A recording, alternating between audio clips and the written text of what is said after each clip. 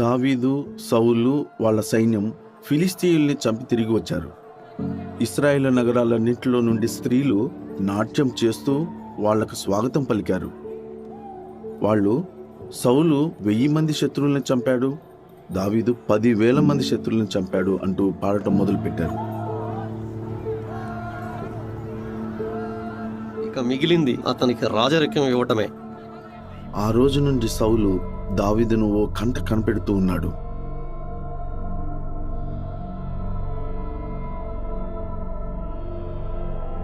ఈర్ష్య వల్ల సౌలు దావీదుతో, యెహోవాతో ఉన్న స్నేహాన్ని పాడు చేసుకున్నాడు.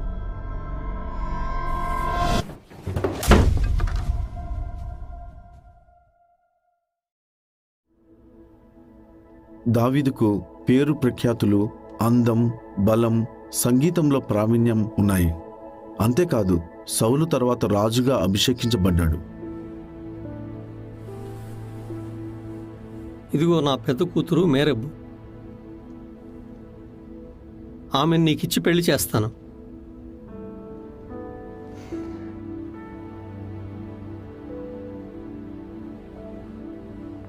రాజుకు అల్లుని కావడానికి నేనెంతటి వాణ్ణి? వేరే వాళ్ళైతే గొప్పలు పోవడానికి, ఇంకా పైకి ఎదగడానికి దాన్ని ఉపయోగించుకుని ఉండేవాళ్ళు. కానీ దావీదు అలాంటి ఘనతను ఎందుకు వద్దన్నాడో కొంతమందికి అర్థం కాలేదు. దావీదు, నీలాంటి యోధుని ఇప్పటివరకు మేము చూడలేదు. ఆ ఘనత పొందే అర్హత నీకు ఉంది కదా. కానీ యుద్ధం కోసం నాకెవరు శిక్షణ ఇస్తున్నారు? ఖడ్గం నుండి నన్ను కాపాడేది ఎవరు? యెహోవాయే నా ఆశ్రయదుర్గము, ఆయనే స్తుతించబడాలి. ఆయన ముందు ఒక మనిషి ఎంత?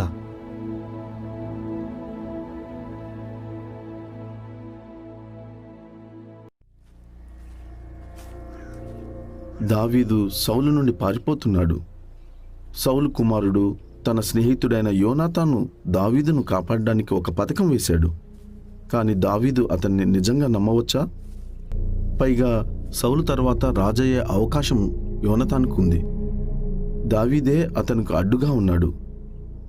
సౌలు దావీదుకు నమ్మక ద్రోహం చేశాడు. యోనాతాను కూడా అలాగే చేస్తాడా? మరి దావీదు తన ప్రాణాన్ని యోనాతాను చేతుల్లో పెట్టవచ్చా? ఒకవేళ నేను నీకు ఈ విషయం చెప్పి క్షేమంగా పంపించకపోతే యెహోవా నా మీదకి ఎక్కువ హాని రప్పించాలి. నీకు నీ ఇంటి వారికి విశ్వసనీయ ప్రేమ చూపిస్తూ ఉంటానని మాటిస్తున్నాను. దీనికెప్పుడు యెహోవాయే సాక్షి. దావీదు యోనాతాన్ను ప్రేమించాడు, నమ్మాడు. ఆ నమ్మకమే ఆయన ప్రాణాన్ని కాపాడింది.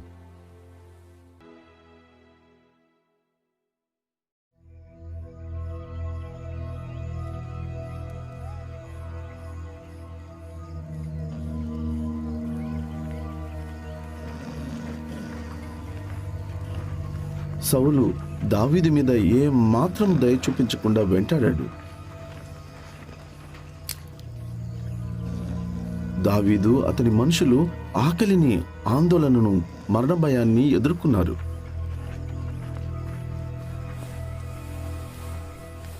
సౌలు, దేవుడు ఈరోజు నీ శత్రువును నీ చేతికి అప్పగించాడు. ఈటితో భూమిలోకి పొడిచి గుచ్చేందుకు అనుమతించు. అలా చేస్తే దావీదు సమస్యలన్నీ పూర్తిగా తొలగిపోతాయి. కానీ ఆయన దేవుని ప్రేమను అనుకరించాడు. అతనికి హాని చేయొద్దు. యెహోవా దృష్టి నుండి చూస్తే యెహోవా అభిషేకించిన వ్యక్తి మీద నా చెయ్యి ఎత్తడం ఓ కందని విషయం.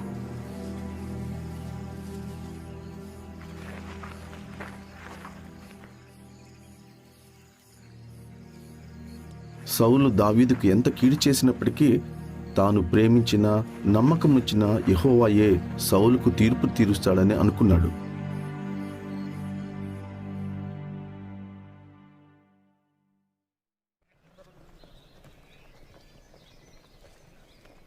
సౌలు నుండి పారిపోతున్నప్పుడు దావీదు మనుషులు నాబాలు దగ్గరికి వచ్చారు. అతని గొర్రెల్ని వాళ్ళు కాపాడారు. నాబాలు ఇవ్వగలిగిందే వాళ్ళు అతన్ని అడిగారు.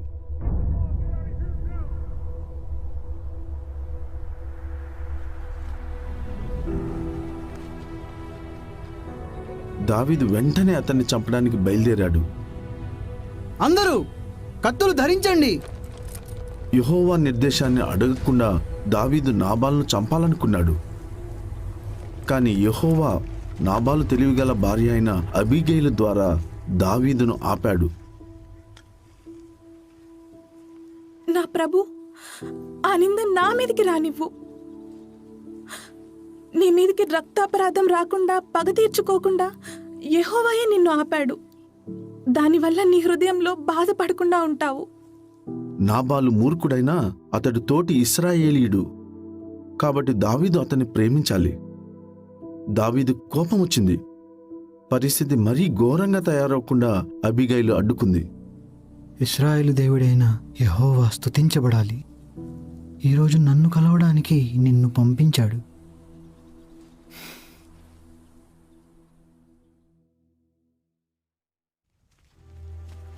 అమాలేకీయులు దావీదు అతని మనుషుల భార్యల్ని పిల్లల్ని తీసుకెళ్లారు. అతని మనుషుల కోపం వచ్చి దావీదును దూషించారు. నీ వల్లే మన కుటుంబాలకి సురక్షితం కాదు. నీ వల్లే వాళ్ళు చనిపోయారు. ప్రాణానికి ప్రాణం దావీదు, నిన్ను రాళ్లతో కొట్టి చంపాలి. దయచేసి ఓపిక పట్టండి. యెహోవా వాళ్ళని రక్షిస్తాడేమో, మనకు తెలియదు.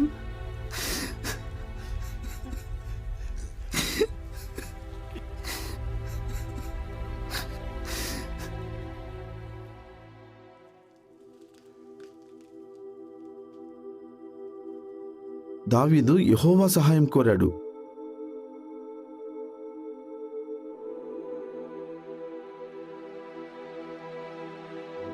దావీదు అమాలేకీయుల్ని ఓడించి వాళ్ళు తీసుకెళ్లిన ఇశ్రాయేలందరినీ రక్షించాడు. దోచుకెళ్లిన మనంతటినీ తిరిగి స్వాధీనం చేసుకున్నాడు. యెహోవా మనల్ని కాపాడాడు. మన మీదికి వచ్చిన దోపిడీ ముఠాను మన చేతికి అప్పగించాడు. దావీదు తన మీద నమ్మకం ఉంచిన వాళ్ళకే దోపిడీ సొమ్ము ఇచ్చి ఉండాల్సింది, కానీ అందరికీ పంచిపెట్టాడు. అలా తనను నిందించిన వాళ్ళను పూర్తిగా క్షమించానని చూపించాడు.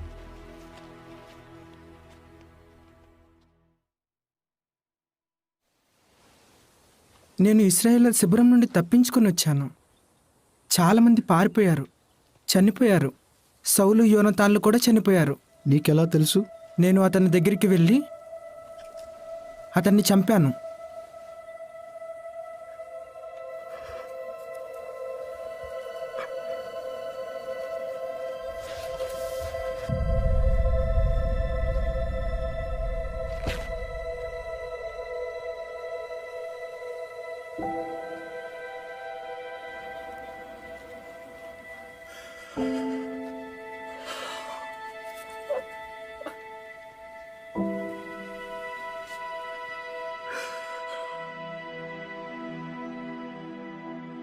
సౌలు గురించి, యోనాతాను గురించిన ఈ శోకగీతం అందరికీ నేర్పించు.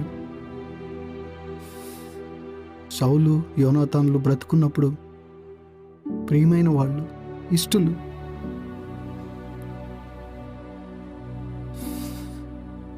బలవంతులు ఎలా కూలిపోయారు, యుద్ధ ఆయుధాలు ఎలా నాశనమయ్యాయి. సౌలు తనకు చేసిన చెడ్డ పనుల గురించి దావీదు మాట్లాడలేదు. సౌలును హత్య చేయడం అన్యాయమని దావీదు కనిపించింది. ఆ విషయంలో దావీదు ఎప్పుడూ సంతోషించలేదు.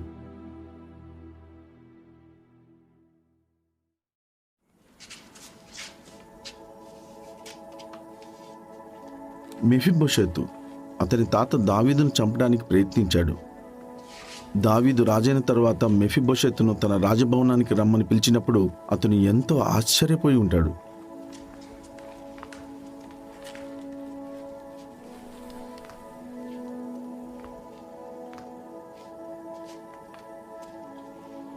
ఇదిగో నీ సేవకుడు. మెఫీబోషెతు, భయపడకు. నేను నీ తండ్రి యోనాతానును బట్టి తప్పకుండా నీ మీద విశ్వసనీయ ప్రేమ చూపిస్తాను. మీ తాత సౌలుకు చెందిన భూములన్నీ నీకు తిరిగి ఇప్పిస్తాను. నువ్వు ఎప్పుడూ నా బల్ల దగ్గర భోజనం చేస్తావు.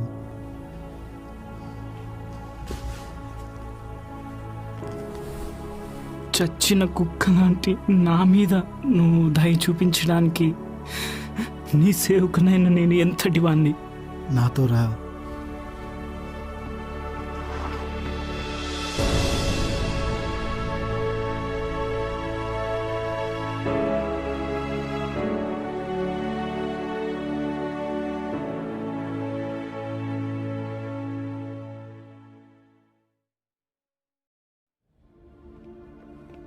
అబ్నేరు సౌలు సైన్యాధిపతిగా ఉండేవాడు.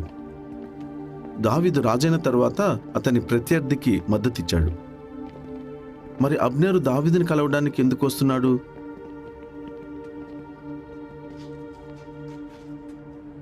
నా ప్రభు రాజా, మాతో ఒక ఒప్పందం చేయండి. మేము మీకు మద్దతిస్తాం, ఎందుకంటే మీ చేతి ద్వారా యెహోవా మమ్మల్ని కాపాడతానని మాటిచ్చాడు.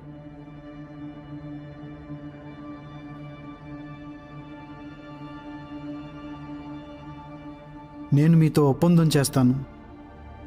కృతజ్ఞతలు. దావీదు అబ్నేరును నమ్మాడు. ఇప్పటి నుండి అతను విశ్వసనీయంగా ఉంటాడని ఆశించాడు.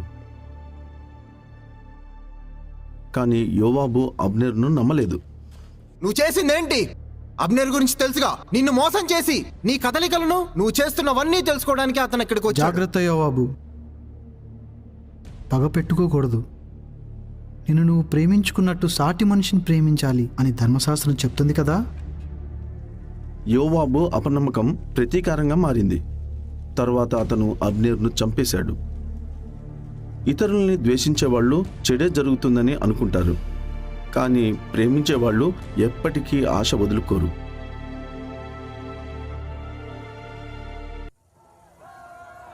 చివరికి దేవుని మందసాన్ని యెరూషలేముకు తీసుకొచ్చారు. దావీదు ప్రజలు నాట్యం చేస్తూ సంబరాలు చేసుకున్నారు. తను రాజని మర్చిపోయాడా? పిచ్చివాడిలా నాట్యం చేస్తున్నాడు.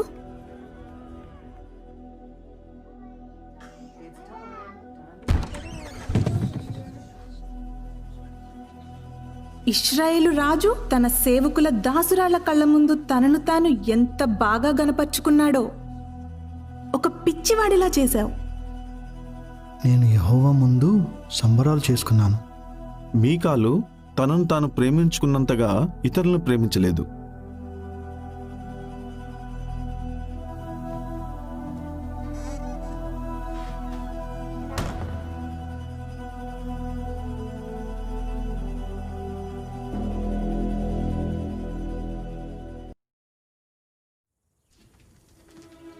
ఇదిగో, నేను దేవదారు మ్రానుతో కట్టిన భవనంలో ఉంటున్నాను, కానీ యెహోవా ఒప్పంద మందసం డేరాలో ఉంది.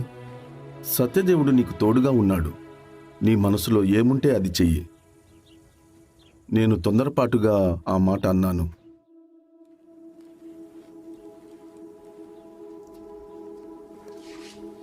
దావీదు, నాతాను, చెప్పు, ఏంటి విషయం? యెహోవా ఏమంటున్నాడంటే, నేను నివసించడానికి నా కోసం ఒక మందిరాన్ని కట్టేది నువ్వు కాదు. దావీదు కుమారుడైన సొలొమోను మందిరాన్ని కడతాడు. కానీ దావీదు బాధపడలేదు. యెహోవా ఆశీర్వాదం లేకుండా ఆ పని మొదలు పెట్టాలని అనుకోలేదు. దావీదుకు యెహోవా ఇష్టమేంటో తెలుసు. దాన్నే ఆయన కూడా ఇష్టపడ్డాడు. తర్వాత తన కుమారుడు ఆలయాన్ని కట్టడానికి కావలసిన సామాగ్రినంతా పెద్ద మొత్తంలో సమకూర్చాడు.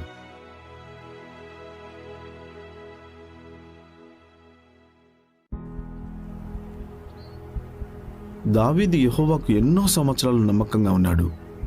కానీ ఒకసారి దేవునికి లోబడే విషయంలో జాగ్రత్తగా లేకపోవడం వల్ల ఒక పెళ్ళైన స్త్రీని కోరుకున్నాడు.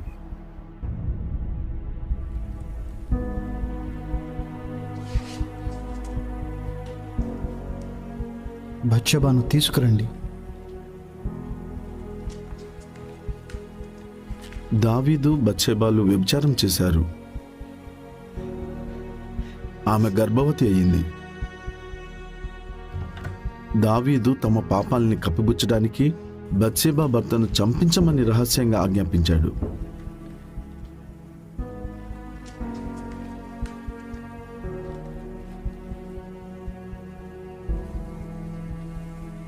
తనకు ఎంతో చేసిన దేవుణ్ణి ఆయన బాధ పెట్టాడు.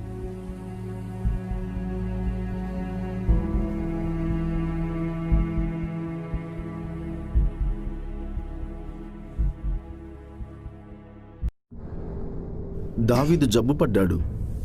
రాజరికాన్ని చేజెక్కించుకోవడానికి ఇదొక అవకాశంగా అబ్షలోం కనిపించింది. తన తండ్రి దావీదులాగే అబ్షలోంకు ఎన్నో సామర్థ్యాలు ఉన్నాయి. ఆయన సిరి సంపదలు, అధికారం ఉన్న కుటుంబంలో పుట్టాడు. ఎక్కడికి వెళ్ళినా ప్రజలు అతన్నే కళ్ళార్పకుండా చూసేవాళ్ళు. అతడు దాన్ని ఇష్టపడేవాడు. రాజు తగాదాలను పరిష్కరిస్తారని ప్రజలు నగర ద్వారం దగ్గరికి వచ్చేవాళ్ళు.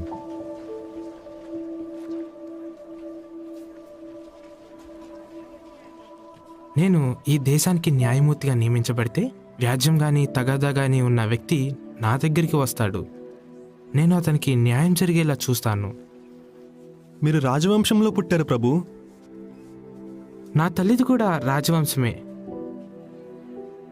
నేను పరిపాలించడానికే పుట్టానేమో, కానీ దేవుడు తన ప్రజలకు ఏది మంచిదో అదే చేస్తాడు.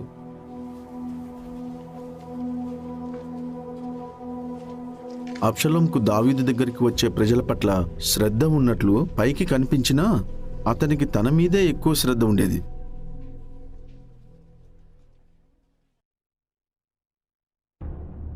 అబ్షాలోము సింహాసనాన్ని చేజిక్కించుకోవడానికి ఒక పెద్ద కుట్ర పన్నాడు.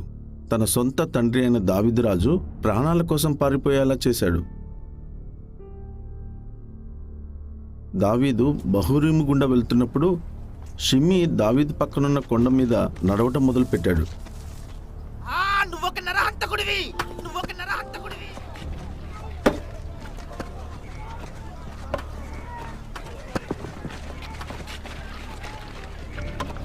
ఈ చచ్చిన కుక్క షిమ్మి నా ప్రభు అయిన రాజును శపించటమా? దయచేసి నన్ను వెళ్ళనివ్వు, వాడి తల నరికేస్తాను. తర్వాత ఏమైంది నాతాను? కానీ దావీదు తొందరపడి ఏమీ చేయలేదు. అతన్ని వదిలేయండి. యెహోవా బహుశా నా బాధను చూసి నాకు దీవెనలు ఇస్తాడేమో.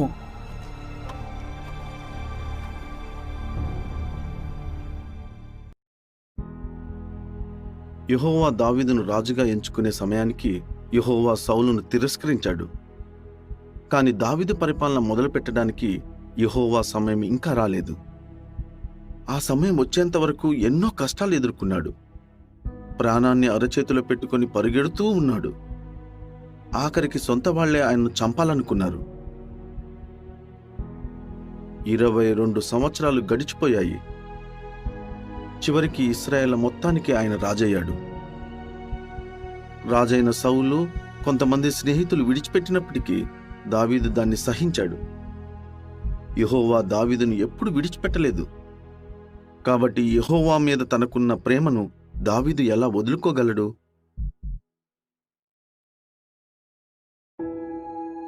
దావీదును రాజుగా అభిషేకించినప్పుడు తనకు ఎలాంటి కష్టాలు ఎదురవుతాయో ఊహించి ఉండడు.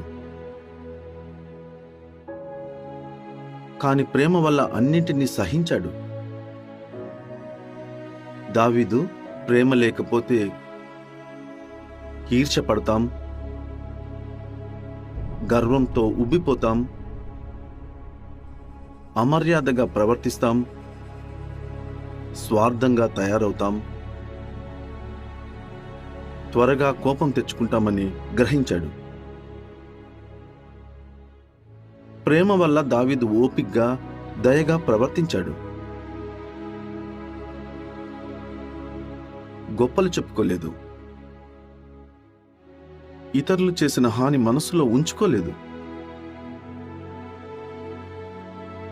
అన్యాయం విషయంలో సంతోషించలేదు. బదులుగా ప్రేమ వల్ల సత్యం విషయంలో సంతోషించాడు. అన్నింటినీ భరించాడు. అన్నింటినీ నమ్మాడు. అన్నింటినీ నిరీక్షించాడు.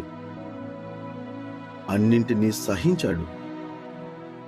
దావీదు ఎన్నో కష్టాలను ఎదుర్కొన్నాడు.